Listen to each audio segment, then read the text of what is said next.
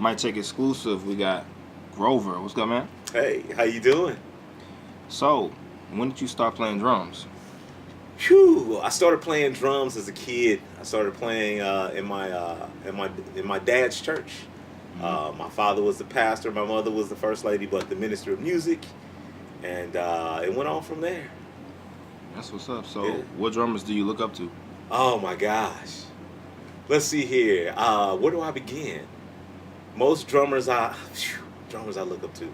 Let's say Vinny Colaiuta, Yeah. um, Questlove, Chris Dave, um, D'Anthony Parks, Adam Deitch, um, Steve Jordan. Most of the drummers that I look up to are pocket players. I mean, they Will really, Kennedy. really lay it down and Mm-hmm. make it solid. I love pocket. It's nice to see guys go from 0 to 80, Mm-hmm. but I like guys that lay it down and make it feel good. Most of the drummers that I'm really into, Mm-hmm. a lot of us have never heard of because they're on a lot of these rare groove and modern soul albums, Mm-hmm. and I mean, these guys were funk drummers. Um, Bernard Purdy, I mean, we've heard of him. Mm-hmm. Bernard Purdy, Jabo and Clyde, the James Brown drummers, man, those Mm-hmm. guys really set the stage for me. That's what's up. So, personally, who have you played for in your career?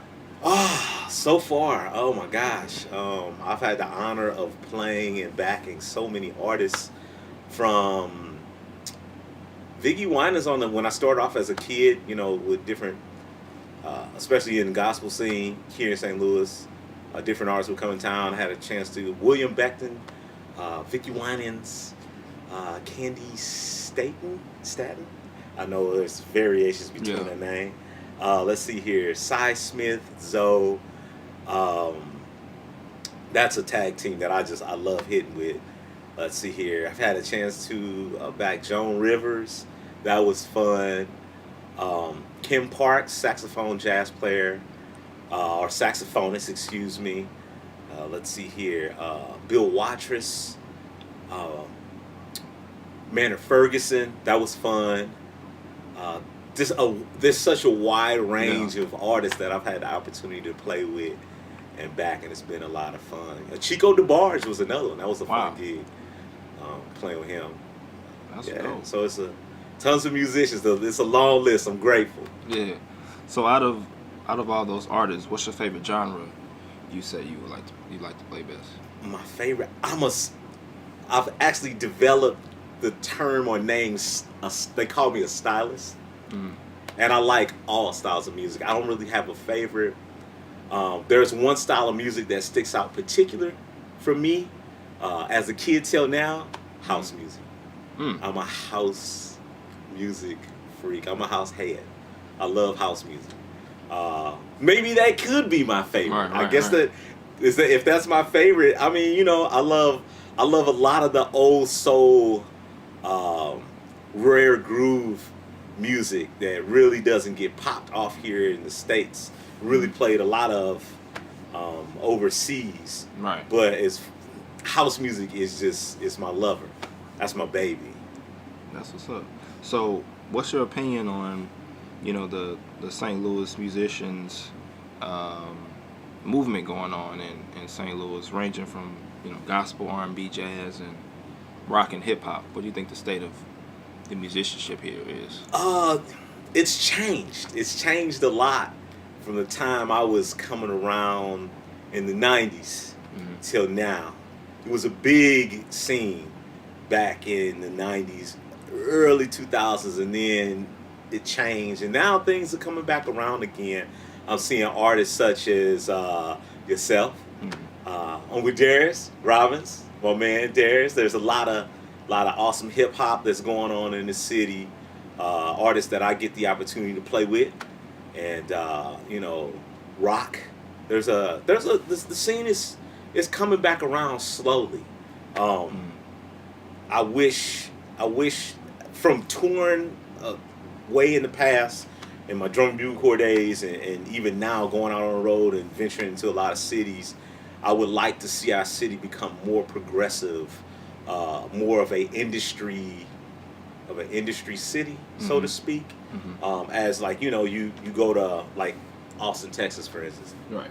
Industry city. I mean, it is insane. Right. And you have a lot of artists that come out of there that work with a lot of people in the industry. You also have, Dallas is another industry city. Atlanta. I would like to see our city progress, and we can do it. But what it takes is us all working together. It's crucial. It's very important. We have to all form like Voltron, really. Yeah. That's the only way we can make this thing pop.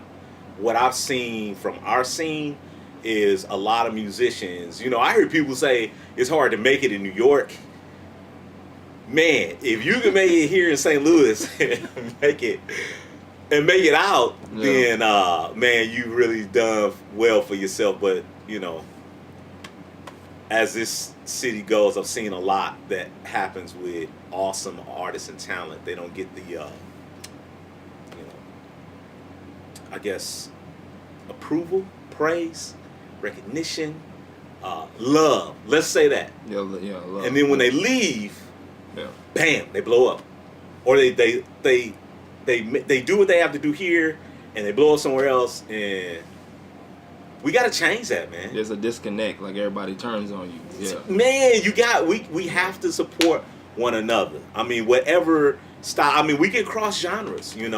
That's not a problem too. People do it all the time. Or if there's a group that's in the hip hop community, us folks in the rock community need to support the hip hop, and vice versa. Yeah. And in the bluegrass country as well, in the funk, whatever that jazz. It was a lot of jazz around here. When I was coming up, man, it was easy to. I wouldn't say easy, but it was nice to hop on a gig where you can go out in the middle of the week on a Wednesday and walk into a restaurant / bar, somebody swinging. Wow. It's not like that anymore, man. No, Kind not of, that at all. and it hurts. Right. Wow. But we can. The scene, it's coming back around slowly. So, what advice do you have for the younger or the newer generation of musicians coming up? Newer generations of musicians coming up. Work hard, man. I mean, for me, I look at it like this. I come from a time and era where there was no technology whatsoever to what we have now. There's no excuse. None whatsoever.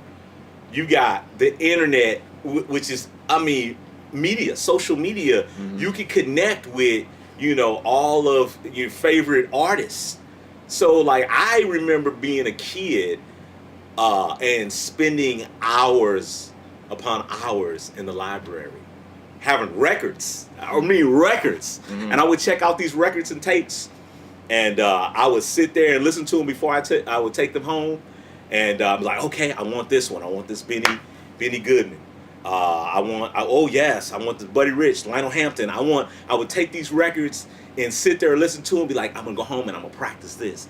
Take them home and sit next to the record player and practice. It's different day and age now where you guys headphones? With headphones, man. Or I would get these cassette tapes. I know y'all don't know what cassette tapes are.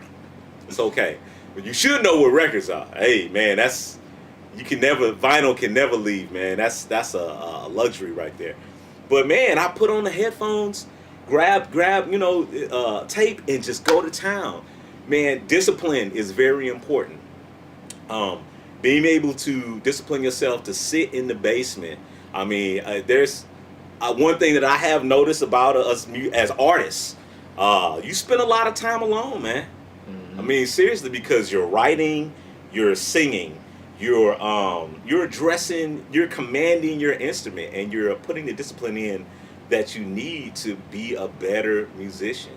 That is some advice that I learned along the way. The advice that was given to me and experiences that I had along the way is discipline, and then also being an open-minded individual, and subjecting yourself to all kinds of music, because you just never know what kind of gig you will end up on.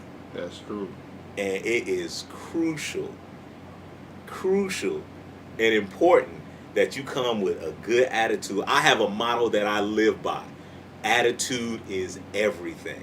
Your attitude has to be 100%, no doubt. Work on your attitude. Make sure that you can get along with people, man. I've learned so far that there's is 90% of what you can do: reading, playing your instrument, having a blast on the gig. But that 10% of attitude, how you get along with people, how you communicate with them. What's your attitude? Can you sit down and, as my man Joe Meyer, drummer, one of my favorite drummers in St. Louis, this dude's insane, says, hey, have coffee and donuts. Can we sit down? Can we rap together? Can we have a good conversation? Can we connect? And that's important, man. That 10% means a lot, especially if you're an individual who wants to go on the road. You know, nobody wants to be with somebody who's crabby, who's mean all the time, who's negative. Man, you gotta have an upbeat attitude, you know. And I remember my dealings of marching drum and bugle corps. I spent a lot of time in DCI, and you're on a bus for hours with people from other states, some from other countries, and it's very important that you know you learn how to have a good attitude. Sometimes the bus might break down, the air conditioner might go out. I mean, these are just situations that we faced.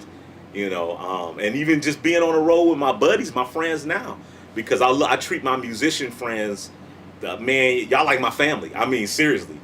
And that's very important to me, that connection. That's very crucial because, you know, the music life is also a part of my personal life, you know. Mm-hmm. So that's important. Just have a good attitude, man. Have a good attitude. It will take you far. Trust me. That's what's up. When that phone rings, you'll answer. You want the phone to ring. You want that phone to ring. That's what's up. Yes, sir. So, talk about your new project that you've been working on and the process of developing it. Well, this new project that I'm working on, this is one thing that I noticed myself. This is something that I've been wanting to do for a long time. I'm grateful to be in the position to work with so many great artists and musicians, vocalists. It's been a pleasure, but one thing I realize is backing so many different artists and musicians on their albums. I did not have one of my own, you know. And like I say, I'm a huge house fan. I have been since I was a little kid. So I said to myself, you know what? I would like to make an album. And with this album, I would like to employ, you know, musicians in the community, artists in the community, my friends, my family. You know, that's important to me. So my project is coming out with a new album for myself. It might be an EP, it might be an LP. I haven't really decided yet. But the process that I'm taking is I'm working on building a Kickstarter. It's a lot of work involved. This is not something that I've been able to do overnight. I mean, I could, but I wouldn't get any sleep. But there's so much that is involved with the process. I was lucky to see and be involved with the process before with my boys Jeff and David Lazaroff from Brothers Lazaroff. Mm-hmm. And we did a Kickstarter for Elizabeth McQueen, who has just retired from Asleep at the Wheel. Austin, Texas swing band. I mean, she's phenomenal. And we put this project together. We made the video. I got a chance to experience watching them do the financial tiers, and being a part of this process. It was a lot of fun. But I got a chance to see the work that was involved in it. So right now, I'm working on putting together a Kickstarter program, and it's a lot of work involved in it, but it's a lot of fun. I'm learning so much about, you know, Kickstarter and what you call crowdfunding. Mm-hmm. The cool part about it is, from what I see, you know, I noticed that people are just about money. Yes, you are raising funds within your community to fund your projects, but the thing that I found about it is it's community based. It's very important to involve your community. It's very important that you can spread the word about it, because there are so many people and so many individuals that want to get involved with helping you make your dreams come true. And my dream right now is to create a different side of house music, but still have that core. So that's the musical direction. Yeah, that's the music direction. Is house Nice. music. I'm gonna go in that direction of creating house music, where I work with live instrumentalists, musicians, and producers as well. Two producers on this, celebrity producers that I'm having, is they're both from Detroit, Michigan, Motor City, woo-woo. And one is Zoe, who I've had the opportunity to play with a bunch of times. This man is composer, arranger, producer, musician. I mean, he's amazing, and stellar, and a stellar brother, out of Detroit, Michigan. And then also Malik Alston. Malik I met through a friend of mine, Divine Taylor. And I hit up Divine, and he was like, I was like, hey man, I'm looking for, this is what I want to do with this project, and I need a little direction, a little guidance. He was like, man, you need to hit up Malik Alston. I hit Malik Alston up, man, and immediately, bam, we had this connection. We've been talking back and forth, and they've been giving me advice on both Zoe. So what I want to do is bring them in on this project as well, and have them produce tracks for me. And it's not gonna be a drummer album. Mm-hmm. I'm not the drummer I don't like taking solos. I really don't. I like laying it down with beautiful grooves, great melodies, and sexy vocals. So that's it, man. What vocalists are you gonna have on the album? I'm actually gonna have my sister, Aquetta Joshelle Stewart. She goes by Joshelle on Facebook, but her name is Aquetta. And my sister can play. She can sing. So I want to open up an opportunity and open up a door to include my family in. I have a nephew, Bryson Harlan. Look out for this young brother. My nephew is a beast on the vocals. I want to see about getting him involved with the project as well. And I might do a little singing myself. Okay. You just never know. That's what's up, man. So, what other talents do you have besides drumming? Do you play keys, or do you compose at all? Yes, you know what? It's funny because I don't play keys. I actually started off playing piano, but I did not like that after a while, because my mother was my teacher. My mother was a classically trained pianist. She was strict. Yeah. And getting slapped over the hand with a ruler didn't feel too good. So Right. I used to play piano. I don't play piano anymore, but I do a little singing, working on the vocals. I've been writing a lot lately. A lot, just waking up in the middle of the night. I keep multiple notebooks by me by my bed. I just yank one out and I'll just start writing. So that's where I'm at right now, and just trying to, open up more doors to undiscovered talents that I have not discovered yet within myself. Mm-hmm. So that's it. But I've had the opportunity to come from under the direction of a lot of awesome band leaders, Mm-hmm. and just taking what I've learned from them and applying it. That's it. That's a beautiful thing, man. Anything you want to say to the people? Anything you want to say? Support, man. That's not just only my project that I'm working on. Support your local community, wherever you may be. Granted, we are a community worldwide. We are a community statewide. We are a community citywide. Man, wherever your artists are, support them, man. You guys, if you are a non-artist, or if you are an upcoming artist, or wherever you are at in your creating, just know that it takes work, and we need your support out here.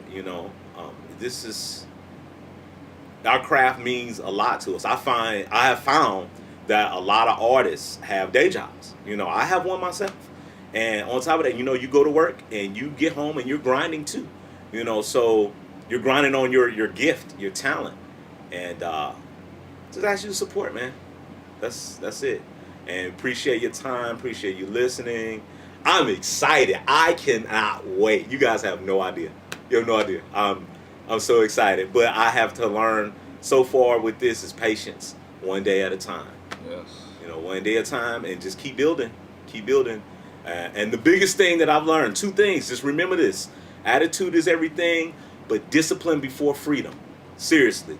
Make sure that you are being disciplined in certain areas of whatever you're at to be free when you are in those other positions. And, you know, another thing, opportunity creates responsibility. Responsibility creates opportunity. These are things that I live by, and I just keep in me every day. Repeat that one more time for us. Three things. Yeah. Attitude is everything. Opportunity creates responsibility. Responsibility creates opportunities. And last but not least, we must learn discipline before we can have freedom.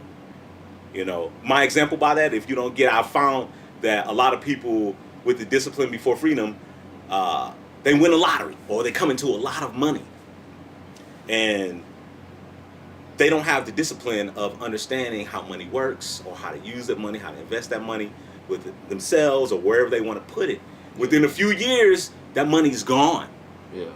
So they didn't really have the discipline of understanding, okay, about their finances. So they put themselves in a position of being free. So when you understand how money works, or so to speak, or anything else for that matter, when you're disciplined, you have freedom, you understand how to use that. Same thing as your talents and gifts. Man, you know, it's like a drummer being on a gig. And I've noticed this too, man. When you become disciplined and learn how to play pocket, it's very important that you know, I've learned that from Craig, my man Craig Williams, here in St. Louis. This guy is, and he used to always tell me that, man, you play pocket, you'll work for the rest of your life. I'm a living witness from him telling me that 15 years ago. So being able to be disciplined in the matter of playing a solid groove, making it feel good, having a smile on your face, and making everybody happy, that's discipline. Now I'm free. You know, I'm free to, okay, let me add a little bit more there. But still, I'm disciplined and making sure that it feels good. That's it. Wow. Principles. Shout out Mike Check Global for us one time, man. Hey, Mike Check Global. Check it out.